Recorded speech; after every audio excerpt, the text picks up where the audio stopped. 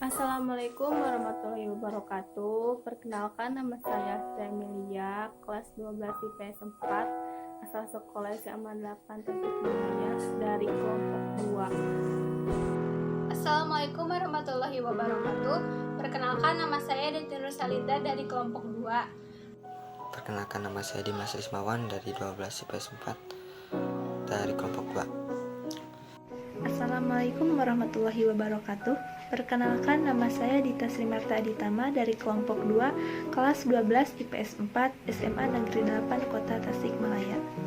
Assalamualaikum warahmatullahi wabarakatuh. Perkenalkan, nama saya Salsa Nurofatiani. Saya dari kelas 12 IPS 4 dari kelompok 2. Saya akan menjelaskan definisi dan unsur musik kontemporer. Berdasarkan etimologi, musik kontemporer berasal dari kata ko dan tempo. Ko artinya bersamaan dan tempo artinya waktu. Jadi musik kontemporer dapat diartikan sebagai musik yang bersamaan dengan waktu tertentu. Unsur musik kontemporer: 1. Warna nada atau tone color. 2. Harmoni. 3. Ritme. 4. Melodi. Sejarah musik kontemporer. Musik kontemporer dikenal sejak abad ke-19. Tokoh pertamanya adalah Johann Sebastian Bach. Musik kontemporer merupakan musik yang mandiri dan mulai marak perkembangannya pada abad ke-20. Terjadi perubahan tangga nada diatonik 7 nada menjadi tangga nada diatonik 12 nada pada musik kontemporer. Sejarah musik kontemporer di Indonesia. Musik kontemporer di Indonesia telah dikenal sejak sebelum proklamasi kemerdekaan. Pada saat itu, sang komponis Indonesia, Amir Pasaribu, hendak memperbarui lagu-lagu tradisional di Indonesia dengan menambahkan beberapa nada sehingga terkesan lebih dinamis. Kemudian, musik kontemporer semakin berkembang setelah diadakannya Pekan Komponis Muda di Taman Ismail Marzuki, Jakarta pada tahun 1979. Pada dasarnya, musik kontemporer di Indonesia meniru budaya barat. Akan tetapi, alat musik yang digunakan adalah alat musik tradisional dari Indonesia. Ada juga musik kontemporer kombinasi yang merupakan perpaduan dari alat musik Indonesia dan juga musik barat. Perkembangan musik kontemporer di Indonesia baru mulai dirasakan sejak digelarnya acara Pekan Komponis Muda pada tahun 1979 di Taman Ismail Marzuki, Jakarta. Nama-nama seperti Aloysius Suwardi, Hari Rusli, Ben Pasaribu, Tony Prabowo, dan masih banyak yang belum disebutkan. Mereka merupakan komponis kontemporer yang ciri-ciri karyanya nyaris dikategorikan secara konvensional. Selain memiliki keunikan tersendiri, karya-karya mereka juga cukup bervariasi, sehingga dari waktu ke waktu konsep-konsep mereka bisa berubah-ubah tergantung pada semangat serta kapasitas masing-masing. Kini tak zaman lagi membuat generalisasi bahwa aspirasi musikal masyarakat adalah satu. Dengan kata lain, ia bukan memiliki kebudayaan yang disimpulkan secara umum, melainkan memiliki pribadi orang per orang. Sekarang mengenai perkembangan musik kontemporer di daerah-daerah. Mengintip perkembangan musik kontemporer di daerah Sunda tampaknya agak lambat. Selain karena apresiasi masyarakat Sunda belum memadai, para komponisnya relatif sangat sedikit.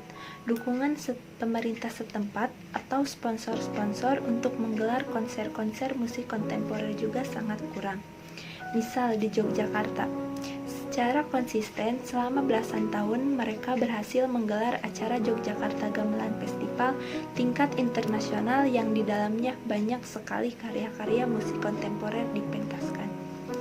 Sebenarnya banyak komponis kontemporer di daerah Sunda yang cukup potensial, namun sangat jarang yang tetap konsisten dalam berkarya. Salah satunya komponis ternama Nano S, yang meski aktivitasnya lebih cenderung sebagai pencipta lagu, namun beberapa karyanya seperti Sangkuriang dan Warna, mereka memberikan napas baru dalam perkembangan musik Sunda. Tokoh dan karya musik kontemporer. Beberapa tokoh musik kontemporer Indonesia diantaranya adalah yang pertama Slamet Agung Syukur. Nama lahir beliau adalah Sukandar. Tempat tanggal lahir beliau di Surabaya tanggal 30 Juni 1935 dan wafat di Surabaya pada tanggal 24 Maret 2015. Karya-karyanya beliau lebih banyak digemari di luar negeri dibandingkan di dalam negeri, seperti Ketut Candu, Jakarta 450 tahun, Daun Pulus, dan lain-lain. Dari sekian karyanya, hanya Daun Pulus yang tersohor di Indonesia. Dan tokoh yang kedua adalah Hari Rosli. Nama lahir Hari Rosli adalah Dauhar Zahar Syah Fahdin Rosli. Tempat lahir dan tanggal lahir beliau di Bandung 10 September 1951. Beberapa karya musiknya yang terkenal diantaranya musik Rumah Sakit, musik Sikat Gigi, opera Ikan Asin, dan opera Kecoa. Dan tokoh yang ketiga adalah Daduk Perianto. Nama lengkap Gregorius Daduk Perianto. Tempat tanggal lahir Yogyakarta 19 Juli 1945. Dan beberapa karya musiknya diantaranya Orkes Sumpeng Nangdino, Ritu Suara, Parodi Iklan, Janji Palsu, dan Maling Budiman. Yang kesatu, Pinyoman Winda. Beliau dilahirkan pada 13 Juni 1956 di Gianyar, Bali. Beliau dilahirkan di tengah-tengah komunitas masyarakat Bali yang pada dasarnya bermayoritas seniman. Tak asing lagi untuk beliau karena telah akrab dengan suara gamelan, tembang yang energi, tarian yang penuh gerak, dan keanekaragaman bunyi.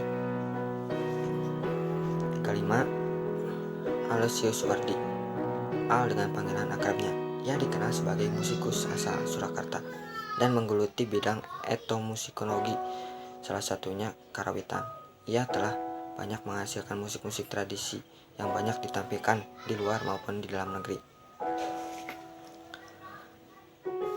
6. Roike atau media perkusi. Media perkusi secara khusus mengeksplorasi musik kontemporer dengan media perkusi dan alat-alat musik akustik. Dalam lagu-lagunya, Roike mengembangkan komposisi klasik yang terdengar suram. Mungkin sebenarnya karya ini yang memiliki kedalaman rasa yang berbeda dan menyerupai karya etnik. Yang ketujuh, Paul Gutama. Lahir di Yogyakarta 29 Januari 1934. Paul mengawali karirnya sebagai komponis musik kontemporer ketika dirinya masih berada di Jerman untuk mendalami komposisi selama 2 tahun. Ia sudah menciptakan karya-karya musik kontemporer yang salah satunya musik leluhur baru. 8. John Page. Menurutnya, musik kontemporer susah untuk dicerna, namun sebenarnya terkandung sebuah nilai bunyi yang sedikit berbeda. Musik ini terkenal menyeleneh. Jika kamu dirasakan, terdapat muatan rasa yang lain. Dan itulah beberapa tokoh musik kontemporer di Indonesia. Namanya mungkin masih asing, namun karyanya sudah dipantaskan di panggung dunia. Cukup sekian presentasi dari kelompok kami mengenai musik kontemporer. Wassalamualaikum warahmatullahi wabarakatuh.